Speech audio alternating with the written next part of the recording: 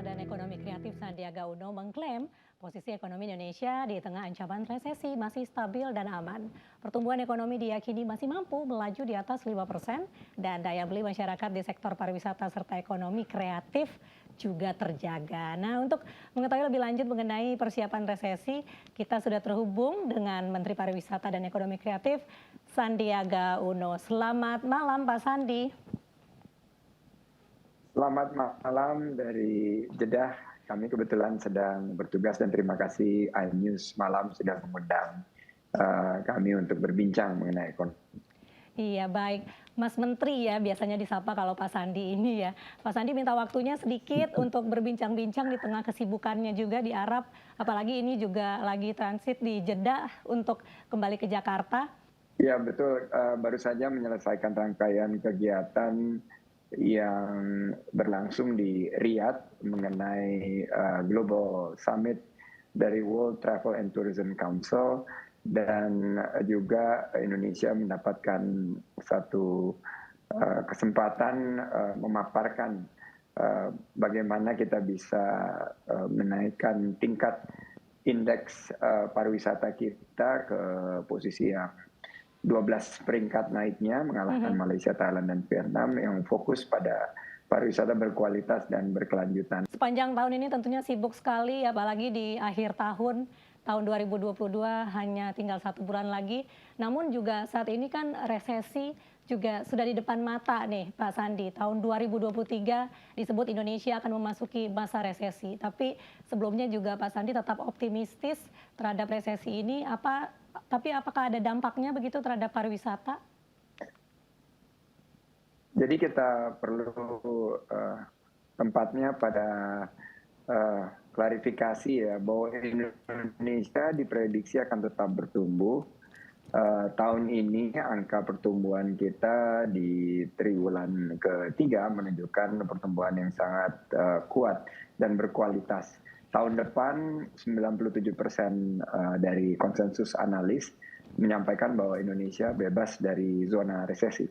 Namun yang akan terjadi adalah resesi global, di mana juga akan berpengaruh kepada ekonomi Indonesia.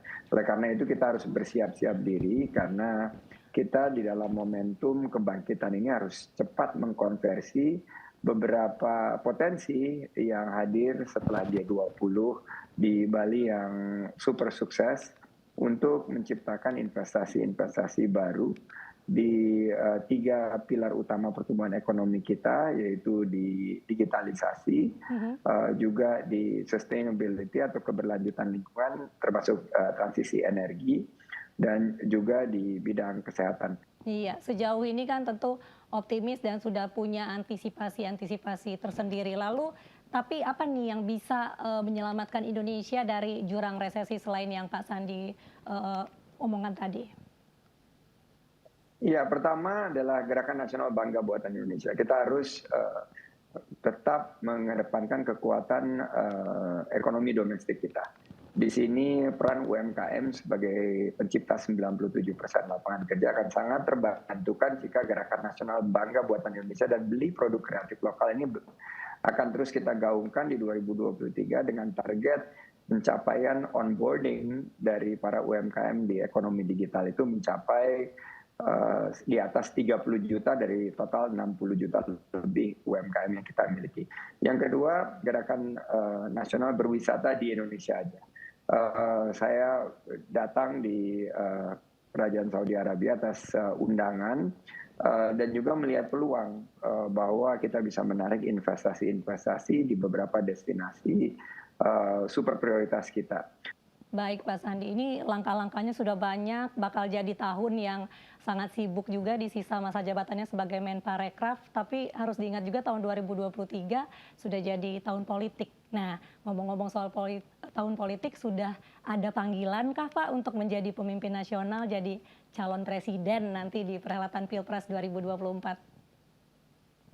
Ya, ini juga menjadi banyak pertanyaan dari investor di beberapa kesempatan roadshow kami, baik roadshow promosi maupun juga roadshow investasi.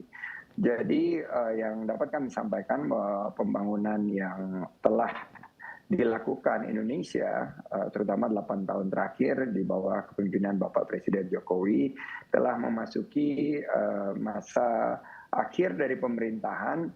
Namun kita pastikan bahwa akan ada keberlanjutan kepemimpinan, di mana inisiatif-inisiatif strategis yang telah kita lakukan, pembangunan infrastruktur, juga berkaitan dengan prioritisasi daripada destinasi pariwisata, juga fokus kepada rekonsiliasi daripada perpolitikan kita, karena selama ini Indonesia menunjukkan kepada dunia bahwa kita mampu menghindari polarisasi secara besar karena kebijakan Bapak Presiden mengundang Bapak Menteri Pertahanan dan saya sendiri ke dalam kabinet, dan ini menunjukkan kepada dunia sebetulnya suatu brand politik baru, kontestasi demokrasi Pancasila yang dikenal sebagai bertanding untuk bersanding.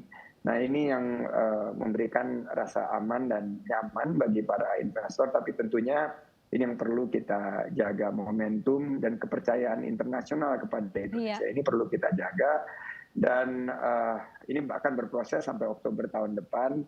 Jadi tentunya politik ini semakin cair, dinamikanya semakin meningkat, tapi tetap kita harus guyup bersatu padu demi kepentingan pembangunan bangsa kita ke depan. Dan jika berkaitan dengan NKRI, maka semuanya harus kompak untuk terus memberitakan kepada dunia bahwa pembangunan kita berkelanjutan, dan kita terus melakukan terobosan-terobosan agar peningkatan ekonomi, terutama kesejahteraan masyarakat dan peningkatan taraf hidup, bisa kita berikan kepada masyarakat. Iya, Pak Sandi, berarti Anda siap dengan kata lain membangun negeri untuk tahun 2024, tapi ngomong-ngomong kan di dalam elektabilitas nama Anda selalu muncul. Nanti tanggapan Anda terkait pernyataan dari Presiden Joko Widodo sendiri bahwa katanya yang cocok jadi pemimpin itu yang rambutnya sudah putih. Tanggapan Anda sendiri bagaimana? Saya sendiri udah nggak ada rambut ini, Mbak. Saya kebetulan baru kelar udah umroh melebihi ini. Dari rambut putih itu sendiri ya, malahan udah tidak ada rambut. Sampai habis rambutnya udah. Kebetulan baru saja selesai prosesi umroh dan nggak masuk kategori itu kalau rambut putih karena nggak ada rambutnya. Tapi itu pernyataan Presiden bagus sekali menurut saya, adalah memberikan satu kriteria bahwa siapapun yang nanti akan memimpin Indonesia itu juga harus memikirkan rakyat, dan kita tentunya bukan hanya bekerja keras, banting tulang istilahnya, memberikan pelayanan kepada masyarakat, tapi juga perlu terus memikirkan bagaimana kondisi rakyat. Dan kadang-kadang kalau kita bekerja begitu keras, ya pasti rambut akan memutih, kerutan di wajah tentunya akan terlihat. Tapi Pak Sandi masih awet muda nih. Ini merupakan ini saya dua-duanya ya, Pak. Selain rambutnya hilang juga belum terlalu berkerut nih, masih terlalu glowing kalau kata teman-teman di desa wisata. Tapi saya yakin maksud dari Presiden itu baik, dan itu memberikan salah satu dan yang paling beliau akan beri kriteria, wah kalau yang sampai rambutnya nggak ada gitu. Dan yang paling penting juga Pak Sandi akan selalu siap ya Pak ketika ditunjuk. Ya Pak Sandi. Itu domain dari partai politik, Mbak. Menurut saya pendidik di kita dalam kontestasi demokrasi memberikan ruang kepada partai politik untuk menentukan siapa yang akan dicalonkan di 2024, dan keputusan itu akan tentunya diambil di bulan Oktober 2023. Saat sekarang sampai nanti Oktober, siapapun yang nanti akan dianggap pantas dan layak oleh partai politik tentunya harus menyiapkan diri dan harus mampu untuk mengambil tongkat estafet. Karena menurut saya keberlanjutan pembangunan, juga keberlanjutan kebijakan yang berpihak kepada rakyat, saya akan terus berjuang untuk menciptakan lapangan kerja. Ini yang sudah kita alhamdulillah berhasil lakukan di sektor parekraf, dan ini yang akan kita tampilkan agar masyarakat betul-betul bisa ikut berpartisipasi dan memastikan bahwa penghidupan khususnya di bidang ekonomi dan kesejahteraan masyarakat akan meningkat.